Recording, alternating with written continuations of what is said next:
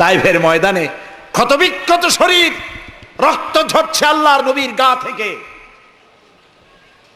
আহারে, আমি সেই জায়গাও দেখেছি, তাইফের সেই জায়গাটাও দেখেছি যেখানে রাসূলুল্লাহ বেহুশ হয়ে পড়েছিলেন, সব থেকে বেশি রক্ত পড়েছে।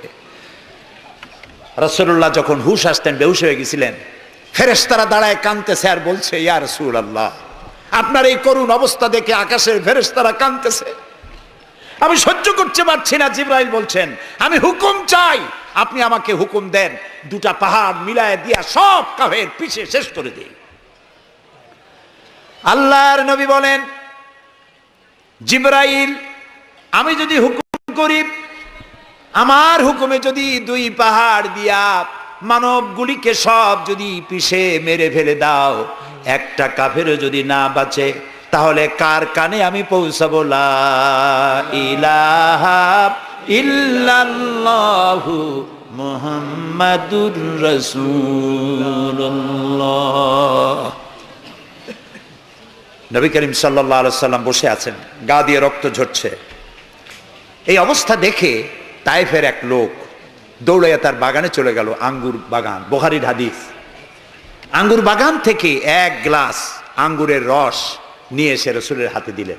3 দিনের না খাওয়া রাসূল, 3 দিন ক্ষুধার্ত, তৃষ্ণার্ত, ক্ষতবিক্ষত, জর্জরিত, নিষ্পেষিত, নির্যাতিত।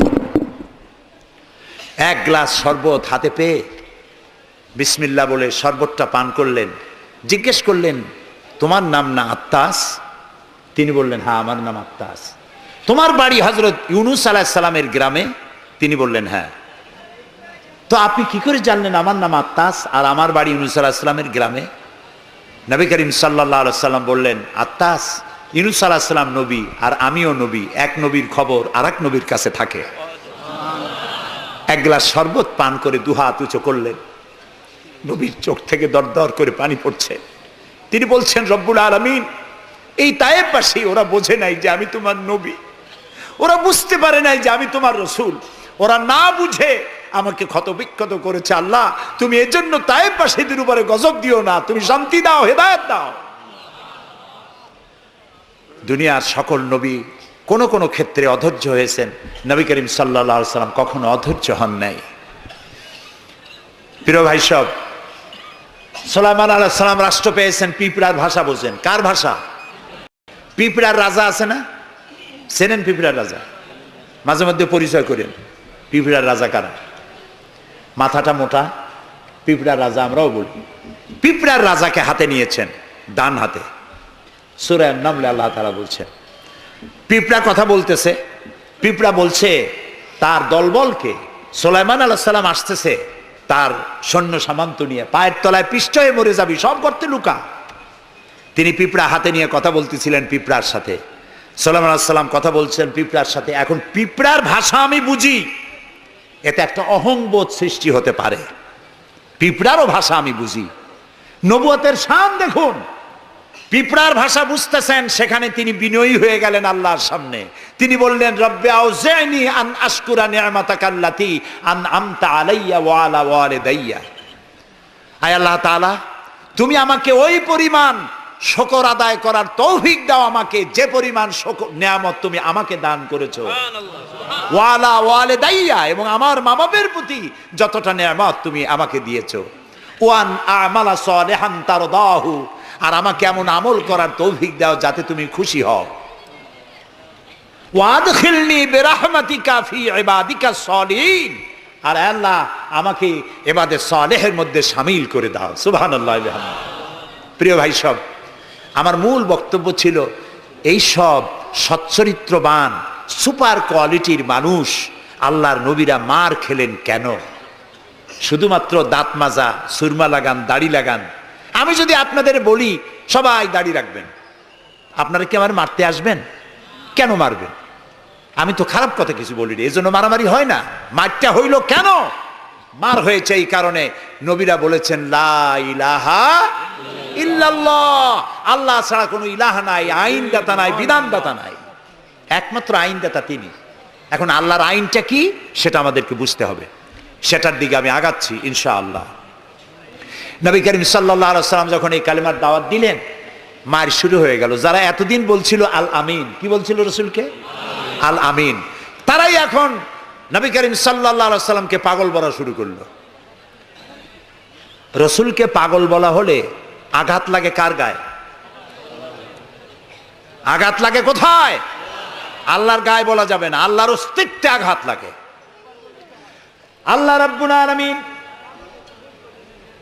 এই কাফেরদের অপবাদের জবাবে আল্লাহ তাআলা প্রতিবাদ করলেন। তিনি বললেন, ওয়ামা সাহিবুকুম বিমাজনুন, তোমাদের সাথী পাগল নন। তোমাদের সাথী বললেন আল্লাহ তাআলা। কেন?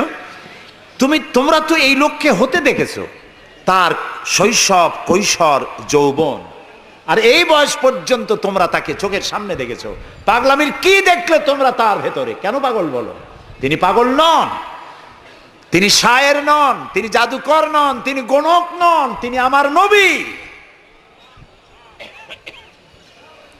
প্রিয় ভাই সব, মুসলমানেরা মার খাচ্ছে, পালিয়ে বেড়াচ্ছে। বুখারী শরীফে এসেছে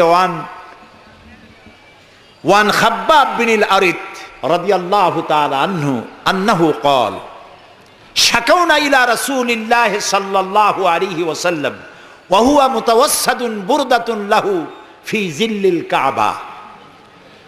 হযরতে খাব্বাব বলেন, আমরা অত্যাচারিত হয়ে একদিন নবী করিম সাল্লাল্লাহু আলাইহি ওয়াসাল্লামের কাছে গেলাম, যে দেখতে পেলাম তিনি কাবা শরীফের ছায়ায় চাদর মুড়ি দিয়ে আরাম ফরমাচ্ছেন। আমরা কাছে গিয়ে বললাম, আলা তাদউ লানা আলা তাস্তানসিরু লানা ইয়া রাসূলুল্লাহ, হে রাসূল। মাইর খাইতে খাইতে আমরা শেষ হয়ে গেলাম।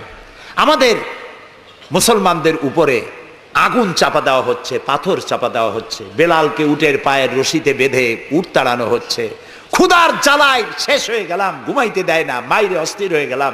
হে রাসূল, আপনি কি আল্লাহর কাছে আমাদের জন্য দোয়া করবেন না? আপনি কি আমাদের জন্য আল্লাহর কাছে সাহায্য প্রার্থনা করবেন না? বুখারীর হাদিস।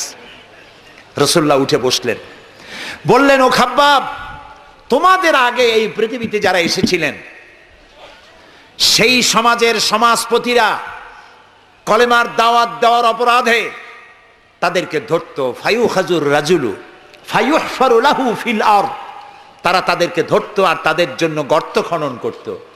ফায়ুজআলু ফিহা, এরপরে সেই গর্তের ভিতরে তাকে কোমর পর্যন্ত গেড়ে দিত।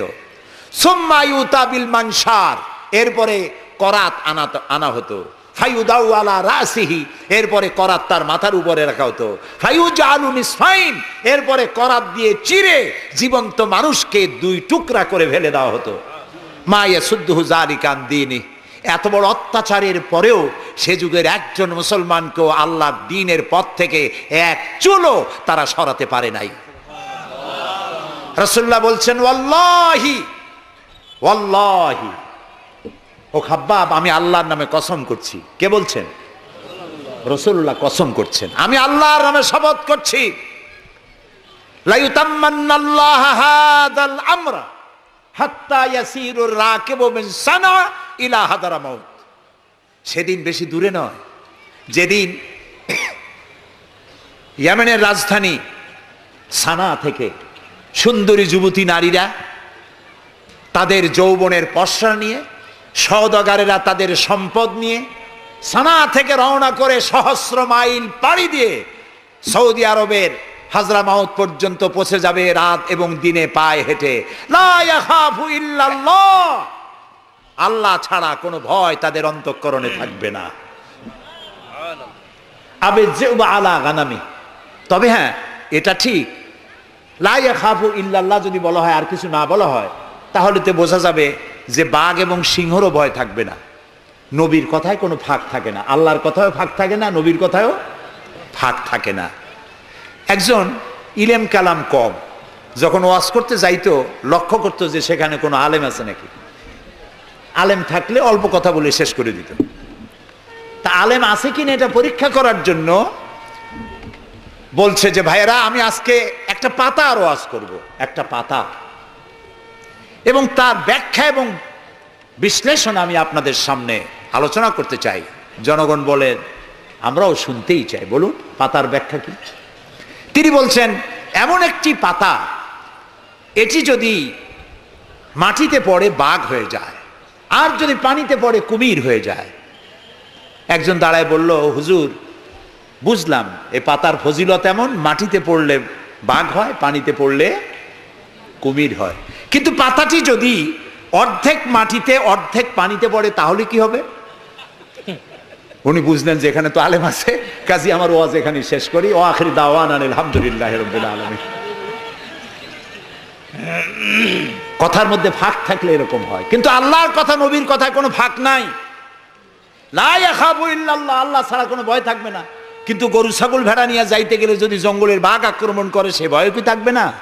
আল্লাহ রসুল ব্যাখ্যায় বলছেন লা ইয়াখাফু ইল্লাল্লাহ আবে যেও আলা গানামি, তবে তোমার ঘোড়া, তোমার সাথের ভেড়া ছাগল পশু যদি থাকে তো তার উপরে বাঘের আক্রমণ এ ভয় থাকতে পারে, কিন্তু সম্পদ হরণ, সতীত্ব হরণ, জীবন হরণের কোনো ভয় থাকবে না, এমন সমাজ কায়েম হবে। লা ইয়াখাফু ইল্লাল্লাহ ওয়ালাকিন্নাকুম তাস্তাজিলুন, তবে তোমরা খুব তাড়াহুড়ো করছো, একটু সহ্য করো, একটু ধৈর্য ধরো। নবী করিম সাল্লাল্লাহু আলাইহি সাল্লাম একটি সুন্দর সমাজ উপহার দিলেন। আমি ইতিহাস থেকে আপনাকে শোনাতে চাই। রাসূলুল্লাহ ইন্তেকাল করেছেন, ঐতিহাসিকরা লিখছেন মদিনার এক যুবতী নারী কি সমাজ কায়েম করে গেল শোনেন।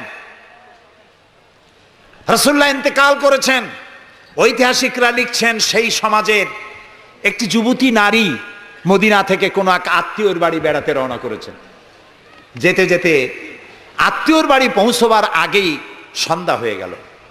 মনে মনে ভাবলো, এখন যদি আমি কোনো পরপুরুষের সামনে পড়ি তাহলে তো আমার সতীত্ব যাবে, অলঙ্কারাদিও যাবে, সারা জীবনের লালিত সম্পদ নষ্ট হয়ে যাবে। খুব ভীত সন্ত্রস্ত পদে এগোচ্ছে, আর বাঘ দেখা হরিণীর মতো তার চোখ এদিক ওদিক তাকাচ্ছে আর হাঁটতেছে। হঠাৎ দেখে দূর থেকে তার দিকেই এগিয়ে আসছে এক যৌবন ভরা এক যুবক। যুবককে কাছে আসতে দেখে যুবতী নিজের লালিত সম্পদ, সতীত্ব আর অলঙ্কার আদি হারাবার ভয়ে মাটির উপরে বসে পড়েছে, তার রুহু গলার কাছে এসে গেছে। ঐতিহাসিকরা লিখছেন যুবকটি যুবতীর কাছে এসে দাঁড়িয়েছে। যুবতী মহিলার চোখের উপরে চোখ রেখে যুবক ছেলে বলছে, মা, আমাকে দিয়ে তোমার কোনো অনিষ্ট হবে না, তুমি কোথায় যাবে আমাকে বলো, আমি পাহারা দিয়ে তোমার গন্তব্যে পৌঁছে দেব। আমার পরিচয় শোনো, আমি মুসলমান।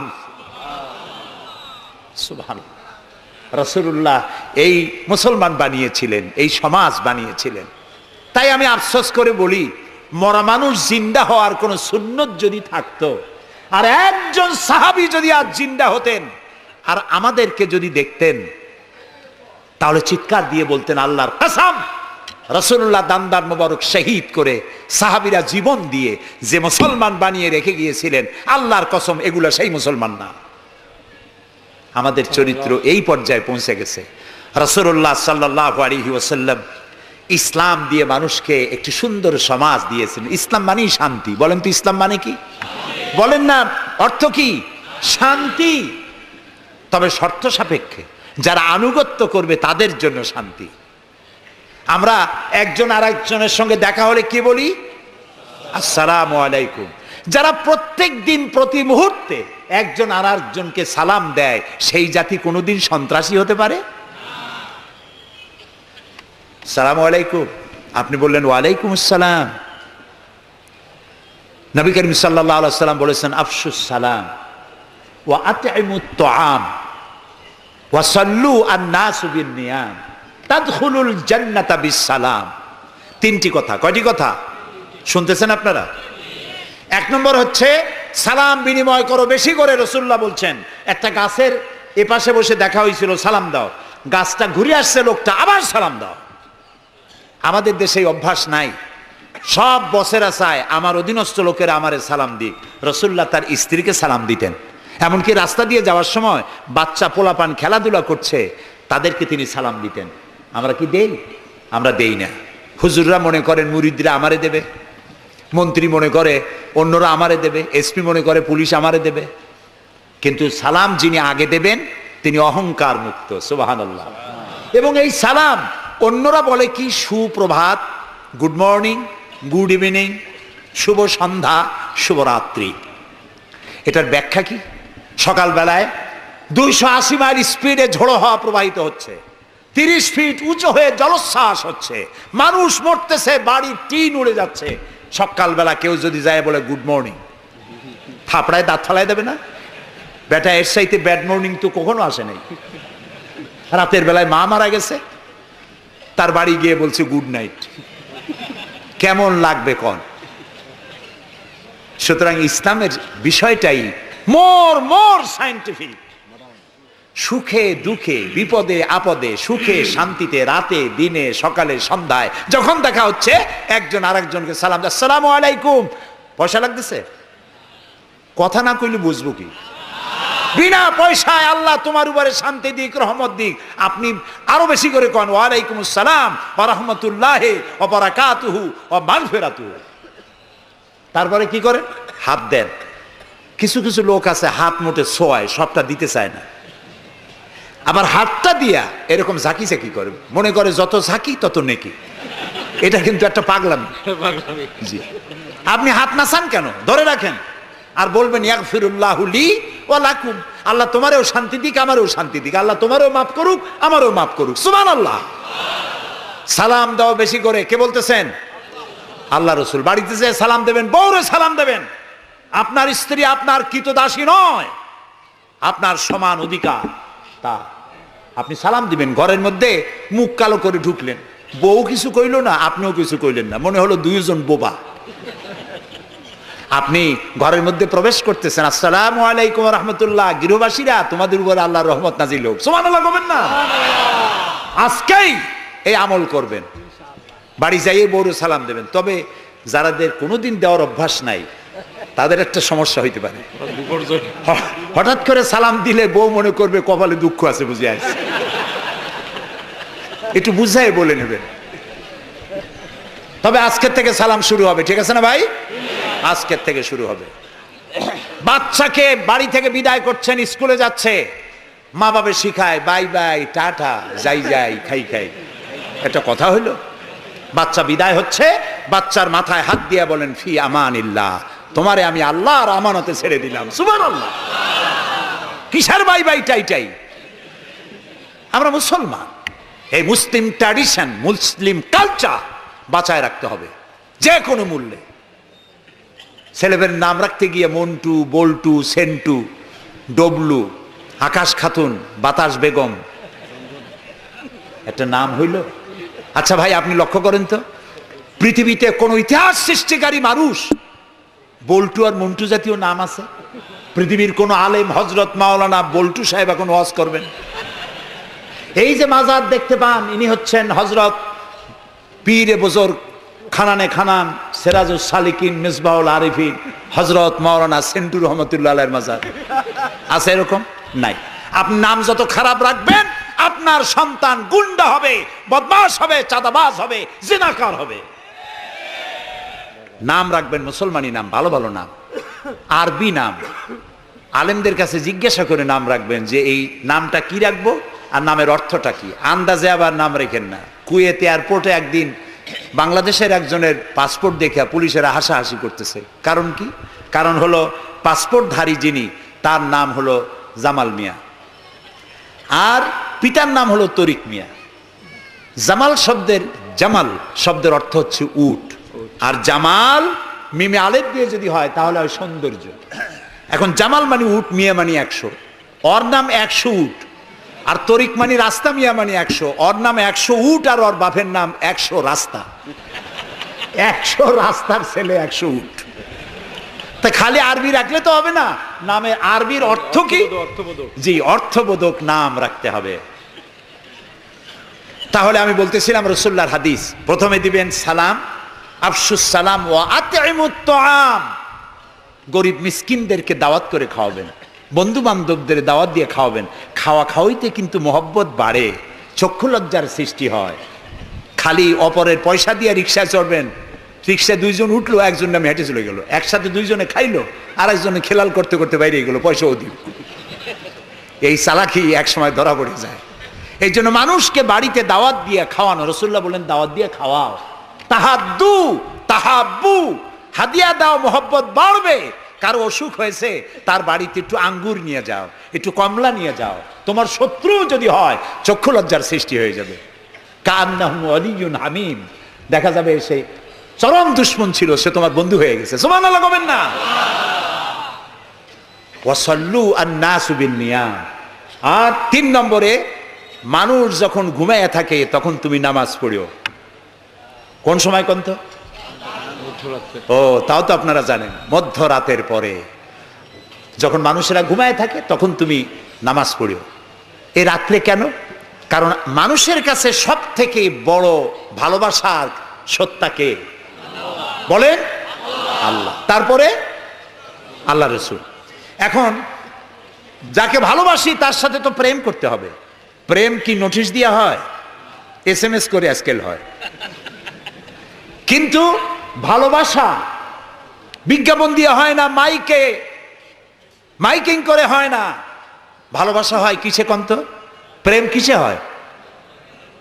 লজ্জা করে বলতে, করছেন তো এক সময়। গভীরে, রাতে, অন্ধকারে, একাকিত্বে ভালোবাসা হয়। তো মানুষের সবচাইতে প্রিয় হচ্ছেন আল্লাহ তাআলা, প্রিয়তম। এর থেকে প্রিয় আর মুসলমানদের জন্য কেউ হইতে পারে না। দিনের কোলাহল পূর্ণ অবস্থার ভেতর দিয়ে তুমি তার সঙ্গে আবেগময় কণ্ঠে কথা বলতে পারবা না, এটা আল্লাহ তাআলা জানেন। তাই আল্লাহ তাআলা বলেছেন ওয়াজআলনান নাহারা মাশা, দিন বানাইছি রোজগার করার জন্য, কাজ করো, বসে থাকবা না। ফাইজা কুদিয়াতিস সালাত ফান্তাশিরু ফিল আরদ, নামাজ পড়া হয়ে গেছে, মসজিদে বসে থাকতে পারবা না। অভিশাপ, জোহরের নামাজে রক্ত হয়েছে, অফিস বন্ধ করে নামাজ পড়ো, জোহর পড়ো, সুন্নত পড়ো। নফল পড়তে পারবা না জোহরের সময়, তসবিহ পড়তে পারবা না, কারণ এই তসবিহ পড়ে নফল পড়ে সময় নষ্ট করে পূর্ণ বেতন নিলে বেতন হালাল হবে না। মেডিকেল নিয়ে সুস্থ মানুষ সেল্লা দিতে যাবা, পয়সা হারাম, নেক পয়সা হবে না, হালাল পয়সা কামাই দিতে হবে। সেল্লার নাম বললাম বলে তাবলিগি ভাইরা অসন্তুষ্ট হবেন না, একটা দৃষ্টান্ত দিলাম। আমি তাবলিগি ভাইদেরকে শ্রদ্ধা করি, সম্মান করি, তারাও দ্বীনের কাজ করছে।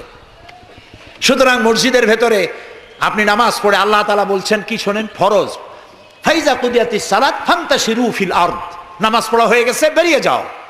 কোথায় যাও? দুনিয়ায় যাও, হাটে যাও, বাজারে যাও, কলে যাও, কারখানায় যাও, আদালতে যাও, শিক্ষা প্রতিষ্ঠানে যাও, চাষ করতে যাও। যাইয়া কি করো? আবতাগু মিন ফাদলিল্লাহ, আর আমার রিজিক, আমি যে তোমারে অনুগ্রহ করেছি, রিজিক দিয়েছি, ওই রিজিক তালাশ করে আনো।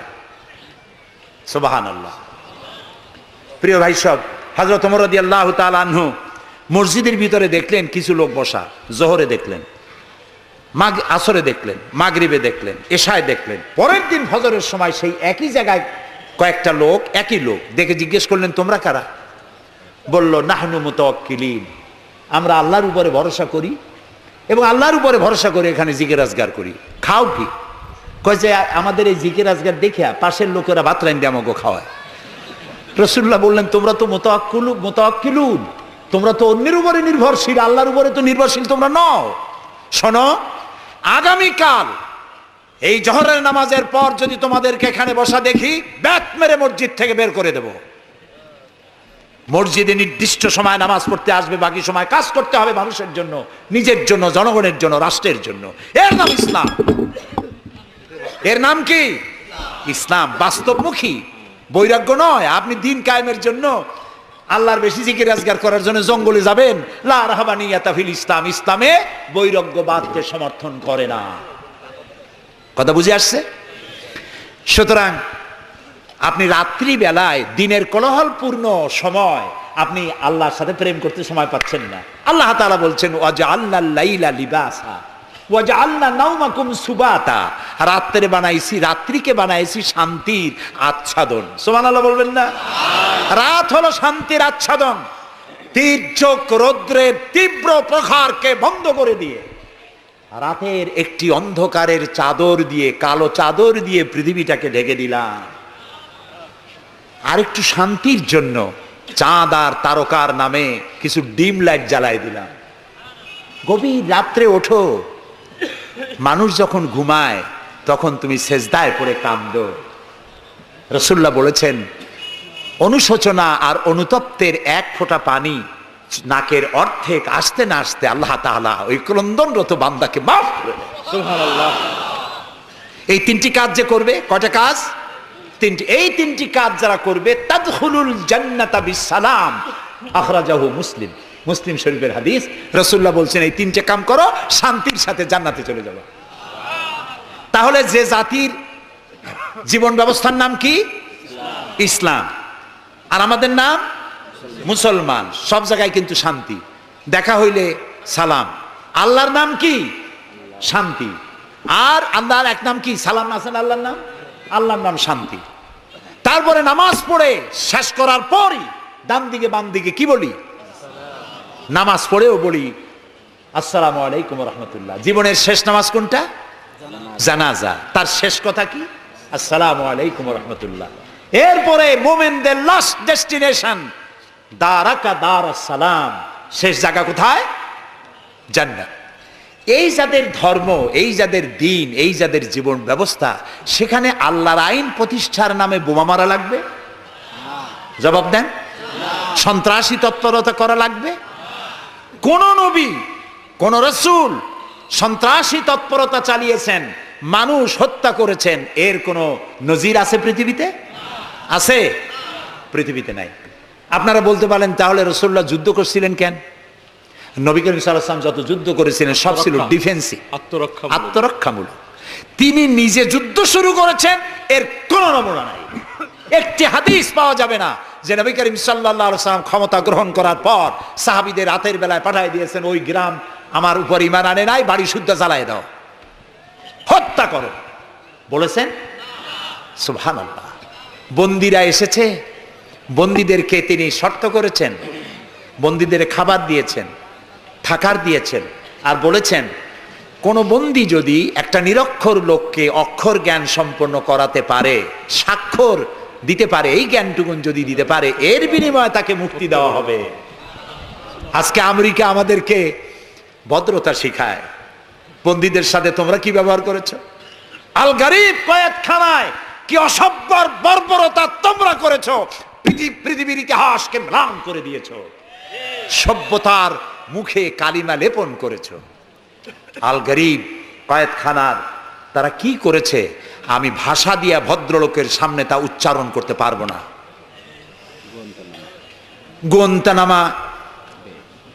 গোয়েন্তানামা বেতে, যেটা পৃথিবীর নরক বলা যায়, পৃথিবীর জাহান্নাম, মুসলমান কয়েদিদের সামনে কোরআন শরীফ খুলে কোরআনের উপরে পেশাব করেছে তারা। একজন মুসলমান হাত পা বান্ধা, তার সামনে কোরআনে পেশাব করলে তার অবস্থাটা কি হয়? সে তো আত্মহত্যা করতে চায়, তখন আমার জীবন চলে যাক, কোরআনের অমর্যাদা তো সহ্য করা যায় না। তোমরা তাই করেছো। তোমরা এরাকে 70 বছরের বৃদ্ধা নারীকে দুই পার দুই হাতের উপরে ভর করে গাধার মতো বানাইয়া তার পিঠের উপরে তোমরা চড়ে বাজারে বাজারে ঘুরেছো। তোমরা সেই জাতি, তোমরা নারীত্বের অমর্যাদা করেছো, মনুষ্যত্বের অমর্যাদা করেছো। বাংলাদেশকে গণতন্ত্র শিক্ষা দেওয়ার জন্য তোমাদের আসার কোনো জরুরত নাই। গণতন্ত্র আমাদের কাছ থেকে শিখে যাও, সভ্যতা ভদ্রতা আমার দেশ থেকে শিখে যাও। তোমরা সাম্প্রদায়িক সম্প্রীতির কথা বলো, আমার দেশ থেকে শেখো। আমার দেশের হিন্দুরা রোজার মাসে মসজিদের পাশে যত মণ্ডপ ছিল, মাগরিবের আজানের সময় কেউ ঢোল বাজায় নাই, মাইক বাজায় নাই, ঠিক না? আমার দেশের মুসলমানেরা তাদের সারা দিন রোজা রেখে তাদের গান বাজনা চিৎকারে কান অস্থির হয়েছে, কিন্তু কেউ যে বলে নাই যে ঢোল বাজাইতে পারবে না, গান গাইতে পারবে না, বলেছে কেউ? সাম্প্রদায়িক সম্প্রীতি এখানে তোমরা খুঁজে বেড়াও, যেখানে সম্প্রীতি নাই। কোথায় সাম্প্রদায়িক সম্প্রীতি নাই? সব জায়গায় সাম্প্রদায়িক সম্প্রীতি। সব থেকে পৃথিবীর মধ্যে বাংলাদেশে সাম্প্রদায়িক সম্প্রীতি সব থেকে বেশি। দেশের বদনাম বিদেশে গিয়ে এত বলে মানুষ, চিন্তা করতেও কষ্ট হয়। এখন ধোঁয়া তুলেছে দ্রব্য মূল্যের জ্বালায় বাংলাদেশ নাকি শেষ। আচ্ছা ভাইরা, দ্রব্য মূল্য পৃথিবীতে কোথায় না বেড়েছে? তবে আমাকে বলতে হবে, দ্রব্য মূল্যের কারণে বরিশালে না খাইয়া মরছে কয়জন? আমি আপনার কাছে হিসাব চাই, বলেন। মরেছে একজনও?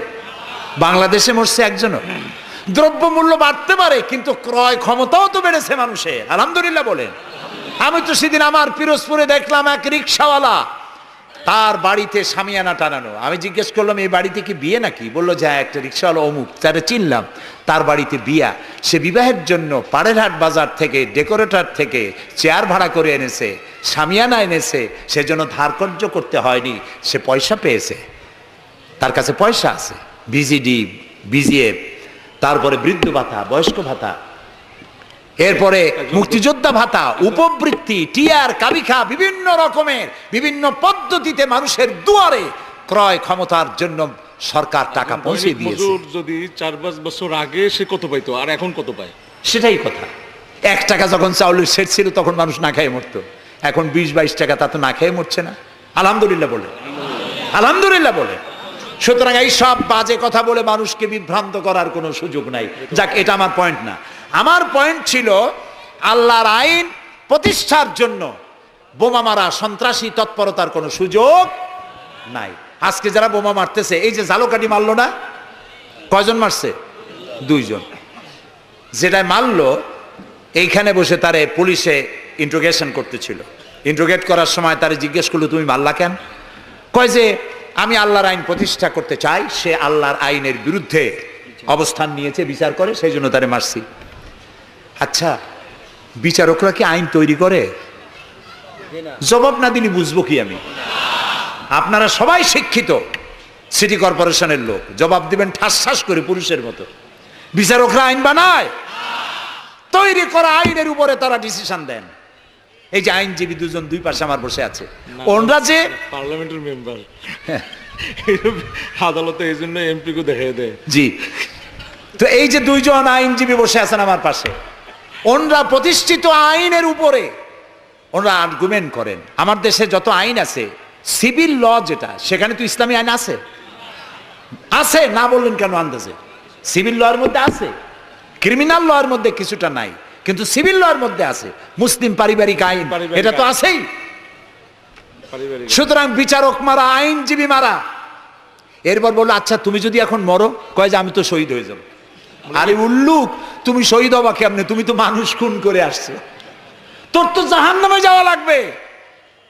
চট্টগ্রামে যে মারলো, মা বোমা মারতে গিয়ে 2টা হাত গেছে, 2টা পা চলে গেছে।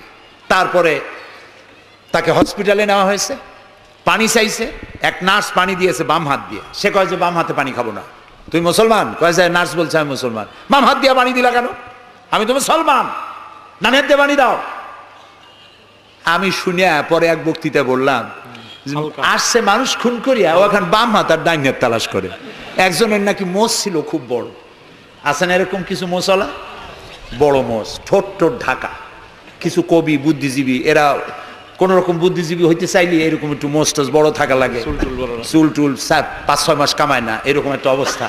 আর মাথাটা ইন্টারন্যাশনাল এয়ারপোর্ট, চুল টুল নাই, স্টেডিয়ামের মতো, চতুর্দিকে কিছু দর্শক আছে, মাঝখানে খালি। তো এইরকমের একজন মোষওয়ালা, ঘন মোষ, এত বেশি মোষ যে টর্চ মারিয়াও বোঝা যায় না যে লোকটা হাসে না কান্দে। ওই রকম এক মোষওয়ালা লোকের মদ খাওয়ার অভ্যাস ছিল।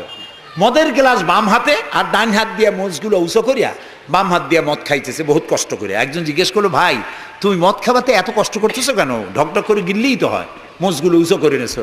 কয় যে ভাই, হজরত ওলামায়ে কেরামের মুখে শুনছি, পানি টানি কিছু খাইতে গেলে মোষ লাগলে মাকরুহ হয়। ও খাইতেছে মদ,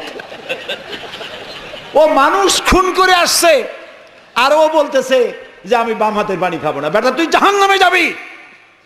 আল্লাহ তাআলা বলেছেন, ওমান ইয়াকতুল মুমিনান মুতাআম্মিদান ফাজাযাউহু জাহান্নাম খালিদান ফিহা ওয়া গাদাবাল্লাহু আলাইহি ওয়া লানাহু ওয়া আ'আদ্দা লাহু আযাবান আযীমা। আল্লাহ তাআলা বলেছেন, যে ব্যক্তি কোনো মানুষ হত্যা করে, মুমিন হত্যা করে ইচ্ছে করে, তার একমাত্র শাস্তি হলো জাহান্নাম। কে বলতেছে? আল্লাহ তাআলা। জাহান্নাম এবং আল্লাহ লানত, এবং চিরকাল সে জাহান্নামে থাকবে। আল্লাহ তাআলা আরো বলছেন, ওমান কাতালা নাফসান বিগাইরি নাফসিন আও ফাসাদিন ফিল আরদ ফাকান্নামা কাতালান নাসা জামিআ। যদি বিচারকরা বিচারের মাধ্যমে কাউকে মৃত্যুদণ্ড না দেয়, এরকম কোন মানুষকে কেউ যদি হত্যা করে, সে একটি মানুষ হত্যা করলো না, সে যেন বিশ্বের সমগ্র মানব গোষ্ঠীকে হত্যা করলো। একটা মানুষ হত্যা করার অপরাধ হচ্ছে বিশ্বের সব মানুষ হত্যা করার সমান। ওয়ামান আহিয়াহা, আর কেউ যদি একটি মানুষকে বেঁচে থাকার সুযোগ করে দিল, ফাকান্নামা আহিয়ান নাসা জামিয়া, সে যেন সারা পৃথিবীর মানুষগুলিকে বেঁচে থাকার জন্য সুযোগ করে দিল। যারা মানুষ হত্যা করে তাদের শাস্তি কি? আল্লাহ তাআলা বলছেন, ইন্নামা জাযাউল্লাযীনা ইউহারিবুনাল্লাহ ওয়া রাসূলাহু ওয়া ইয়াসআউনা ফিল আরদি ফাসাদান, যারা আল্লাহর এই জমিনে বিপর্যয় সৃষ্টি করতে চায়, সন্ত্রাস সৃষ্টি করতে চায়, তাদের জন্য 4 প্রকার শাস্তি। কয় প্রকার শাস্তি? কে বলতেছে? যারা বোমা মারে, যারা গ্রেনেড হামলা করে, যারা মানুষ হত্যা করে, যারা শান্তিপূর্ণ সমাজের উপরে সমাজকে বিশৃঙ্খলা সৃষ্টি করতে চায়, আল্লাহ তাআলা তাদের জন্য 4 প্রকারের শাস্তি নির্ধারণ করেছেন।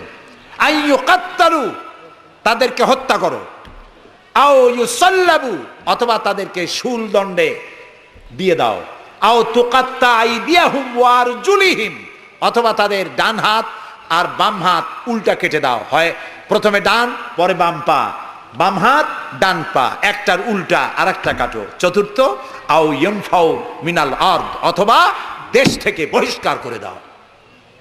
সুতরাং আজকে যারা সন্ত্রাসী তৎপরতা চালাচ্ছে, তাদের সাথে ইসলামের কোনো সম্পর্ক নাই।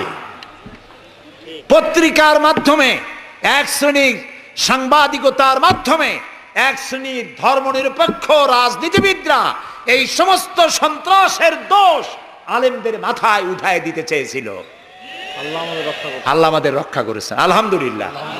বাংলাদেশের সমস্ত মসজিদ, মাদ্রাসার ইমাম, শিক্ষক, আলেম, ওলামা, পীর, বুজুর্গ সব ময়দানে নেমে পড়ে প্রতিবাদ জানিয়েছে, ইসলামের সাথে এর কোনো সম্পর্ক নাই, সম্পর্ক থাকতে পারে না। বিদায়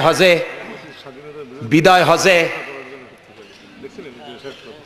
শুনতেছেন, নবী করিম সাল্লাল্লাহু আলাইহি ওয়াসাল্লাম বক্তব্য রাখছেন।